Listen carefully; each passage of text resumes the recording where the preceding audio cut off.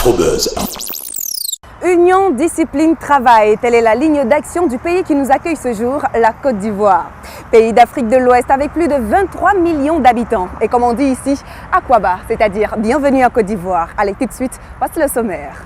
Cette semaine dans Afrobuzz, spécial Côte d'Ivoire, le groupe phare du Zouklouf, Espoir 2000, nous a accordé un tête-à-tête. Ensuite, nous parlerons de la soirée dédiée à la mode africaine, Afrique Fashion Show, en compagnie de sa promotrice, Isabelle Hano. Afrobuzz. Nous les avons connus vers la fin des années 90 avec des titres qui dénonçaient les comportements des hommes et des femmes face à l'amour. Aujourd'hui, 13 ans plus tard, le groupe mythique du Zouklouf, ah oui, rythme musical de la Côte d'Ivoire, j'ai nommé Espoir 2000, nous a accordé un tête-à-tête. Regardons. Tu seras béni parce qu'ils réussissent là où ils ont tous échoué. Allez, allez, louez, louez, chantez, chantez. Oh, oh yeah. Là, nous sommes en Côte d'Ivoire, comme promis, et nous sommes avec le groupe Zouklouf, le plus connu, s'il faut le dire, de la Côte d'Ivoire, de l'Afrique carrément, Espoir 2000. Bonjour. Bonjour Laura. Voilà, on a généralement coutume de dire qu'Abidjan est doux. Mais là, moi, j'ai la preuve carrément parce qu'avec vous à mes côtés, je peux dire qu'Abidjan est vraiment doux, quoi. Oui, Abidjan est doux. Ça, on peut pas le nier. Oui, ça c'est sûr, quoi. Ouais. Pourquoi justement Espoir 2000? Pour se replonger un tout petit peu dans le bain? Faut dire qu'on est sorti en 97, c'était le premier album. Donc on voulait quand même à l'orée du 3e millénaire apporter une certaine mentalité. Voilà, à travers un changement de mentalité à travers nos chansons, c'est-à-dire apporter un certain message pour permettre à toute la population, à toute l'Afrique, on peut dire même à tout le monde, de vraiment comprendre que le changement de mentalité était vraiment crucial et qu'il fallait le faire maintenant, quoi. Voilà. Et il faut dire que le retour il est bon. Quand les gens ils nous croient, c'est des félicitations, on en discute en ce qui concerne les thèmes, ils nous donnent des idées. Vraiment, ça devient un sujet de débat. Ouais. Et puis, surtout avec les événements malheureux que la Côte d'Ivoire connaît depuis 2002. Je pense qu'on a quand même apporté notre pierre à l'édifice, fait comprendre à ces politiciens, à toutes ces personnes-là, qu'il y a certaines choses qu'il ne fallait pas faire. Il y a des choses qu'on a même eu à prédire. Mais qui n'ont pas été vraiment écoutés. Oui. Mais je pense qu'aujourd'hui, ça fait que les gens portent plus attention à ce qu'on dit. Si ta femme doit pleurer à ton père, ce n'est plus ta femme, c'est la femme de ton père. Il y a eu tellement d'événements qui sont arrivés au même moment. Est-ce que vous croyez que le coupé décalé a eu un impact sur vos albums, sur le Zouklouf que vous faites? Je pense que ce sont deux genres musicaux différents. Où on peut retrouver le recoupement, c'est que c'est la musique ivoirienne. Sinon, ce qu'on fait, ça n'a vraiment rien à voir. C'est vrai qu'aujourd'hui, on a des coupés décalés qui nous approchent pour essayer de faire des albums. Parce que ce qu'ils font en général, c'est des singles. Oui. Nous faisons des albums. Sinon, je pense que coupé décalé, Zouklouf, c'est la musique ivoirienne qui gagne, quoi. On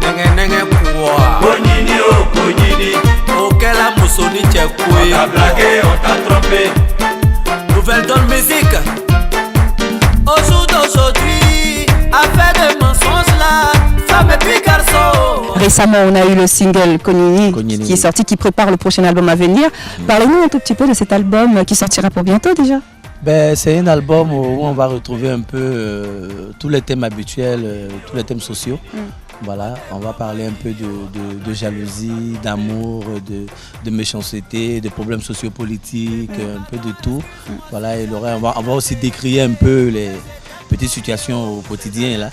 Voilà, toujours donc, sur la femme, c'est sûr. Non, la femme a toujours une grande place de choix dans notre cœur. Oui. On a déjà une date de sortie de cet album et le titre?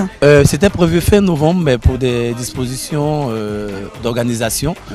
On va retrouver l'album aux alentours du 12 décembre. Le titre de l'album? Le titre de l'album, il est un peu... Non, mais on peut avoir quand même l'exclusivité quand même. Bon, l'exclusivité, c'est Génération Consciente. Bébé, depuis je t'appelle, tu ne réponds pas. Qu'est-ce qui s'est passé? Oh, excuse-moi, j'étais déchargé. Yo. Aucun nègre qu'a trompé. Téléphone déchargé qui sonne.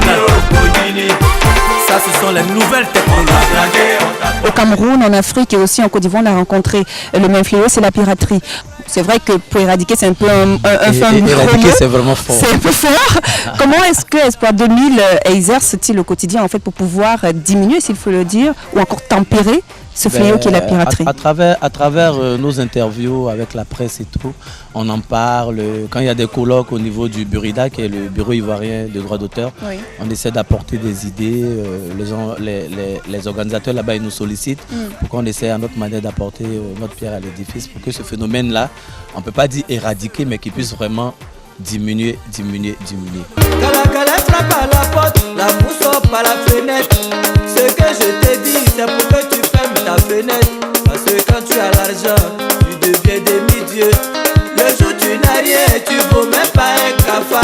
Mais Chicago, Mais pourquoi est-ce qu'Espoir 2000 a choisi de mettre sa base Côte d'Ivoire, Abidjan et non ailleurs comme certaines personnes? C'est vrai qu'on veut internationaliser la musique, mais il ne faut pas y aller pour y aller. Il faut se donner les services de bonnes structures, voilà, travailler avec des gens compétents pour pouvoir avancer et s'installer vraiment. Mais s'installer pour revenir, bon, ça ne fait pas partie de notre programme. Et surtout qu'on a les ressources ici sur place. Hein. Ouais. Voilà. Allez, merci Valérie, merci Patsako. Merci à toi. C'est un plaisir en fait de vous avoir reçu dans cette émission Afrobuzz Douala, parce que je sais que c'est vous qui faites le buzz en ce qui concerne le Zouglou en Côte d'Ivoire. Hein. Merci à toi. Voilà. Afrobuzz. Afrique Fashion Show, nom très connu en Côte d'Ivoire et même en Afrique, car événement dédié à la beauté et à l'élégance, bref, à la mode africaine qui fait son petit bout de chemin depuis 8 ans déjà. Nous sommes allés à la rencontre de sa promotrice Isabelle Anouf, directrice d'Avant-Garde Production. Question d'en savoir un tout petit peu plus sur cet événement qui a redonné ses lettres de noblesse à Abidjan comme capitale de la mode africaine. Regarde.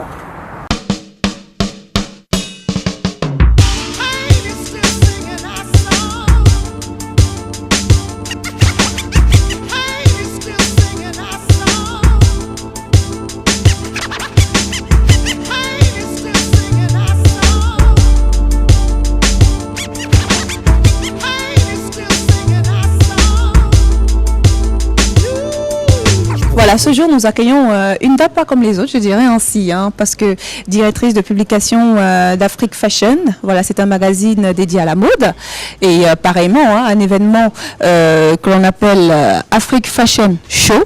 Et non seulement de ça, elle est la directrice générale d'Avant-Garde Production, Isabelle Anouf, on l'appelle. Bonjour. Bonjour Laura. Voilà, plaisir en fait de te retrouver dans cette émission Afrobuzz Douala. C'est un plaisir pour moi en tout cas. C'est un plaisir partagé. Voilà. Vraiment. Parle-nous un tout petit peu, je dirais, de la genèse de ce projet et qu'est-ce que ça représente exactement pour toi, Afrique Fashion Show? Alors, Afrique Fashion Show, c'est un événement qui démarre tout simplement avec une émission. Et on dit, bon, on va faire l'anniversaire de l'émission. On part, on organise un grand show avec des grands noms. On essaie d'associer des stylistes étrangers et tout. Et puis, on se rend compte que ça plaît tout de suite. Ah ben, on se dit, pourquoi ne pas organiser donc cet événement-là chaque année?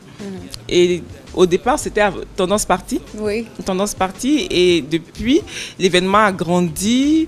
D'un événement d'un jour, c'est passé à un événement de plusieurs jours. Donc, du coup, on se retrouve à dénommer l'événement Afrique Fashion Show. Oui. Et ben, cette année, on a eu la 8e édition. Everybody get dressed up, dressed up.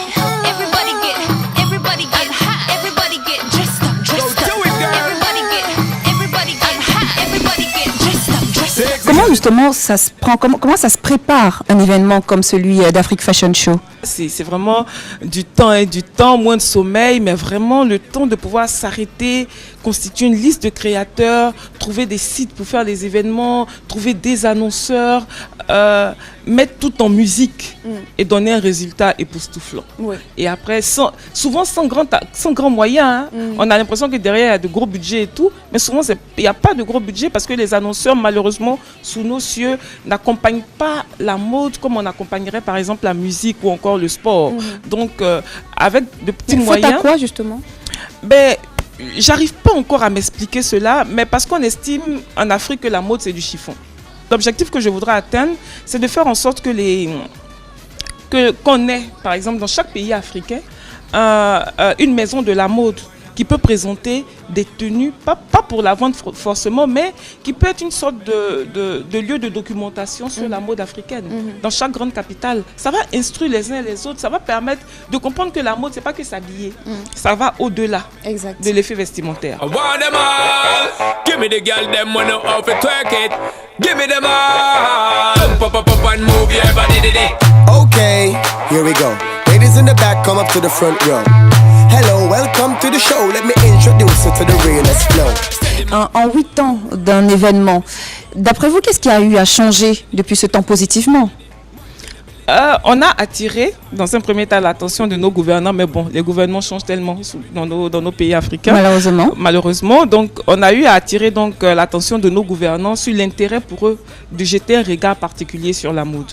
Aujourd'hui, par exemple, le ministère de la Culture nous accompagne et contribue même de façon financière à la réussite de la manifestation. Quand j'ai vu ce public de plus de 2000 personnes présents là sur le site, je me suis d'abord dit, mais c'est moi qui ai réussi à réunir tout ce monde là, mais c'est quand même énorme déjà dans un premier temps, et puis bon, une belle scène, tous les stylistes sont arrivés pratiquement. Il y en a eu combien cette année? Une quinzaine de stylistes. Il y a eu 15 stylistes sur le podium et venus de différents pays, et quand on regarde tout ça dans l'ensemble, on se dit, on a fait quelque chose, on a apporté quelque chose donc à la Côte d'Ivoire.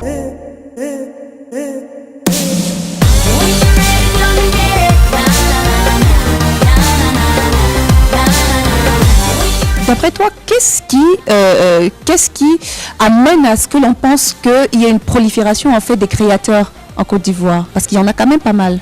Effectivement, on a un nombre impressionnant de créateurs ici, mais à différents niveaux quand même. Parce que vous avez le top, vous avez des moyens de gamme et vous avez ceux qui démarrent. Voilà. Et donc, et en termes de créativité aussi, il faut dire que les Ivoiriens sont, au même titre que la musique, très créatifs, et au même titre que la danse.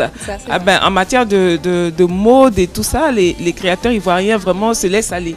On a plusieurs créateurs qui s'inspirent de la mode ivoirienne. On sait que des stylistes ivoiriens participent à plusieurs événements à travers l'Afrique. Ils sont très cotés. Voilà. Donc du coup, on se dit, on est Abidjan, c'est la capitale de la mode africaine. Lorsqu'Isabelle Hanno est là, forcément, ça va claquer. Il y aura du bling bling et tout. Peut-être, je sais pas, un petit mot à nos téléspectateurs de Vox Africa.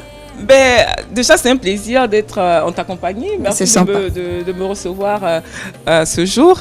Et ensuite, à ce très beau public que je vois peut-être pas, mais merci de me recevoir chez vous déjà à travers votre petit écran.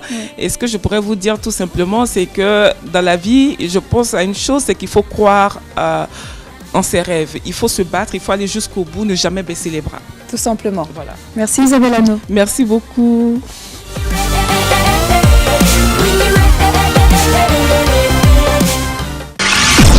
Afrobuzz. Magnifique Isabelle Hanno, n'est-ce pas? Ben oui, nous l'adorons tout simplement. Allez, gros bisous à toi, ma chère. Afrobuzz spécial Côte d'Ivoire, stop et fin pour aujourd'hui. D'ailleurs, nous sommes dans le jardin de la Lagune Ébriée.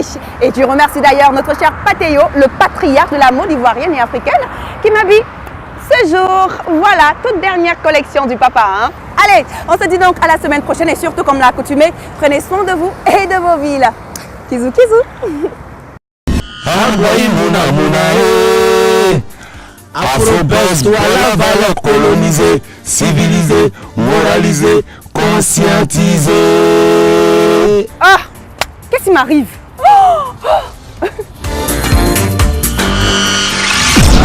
Afrobuzz.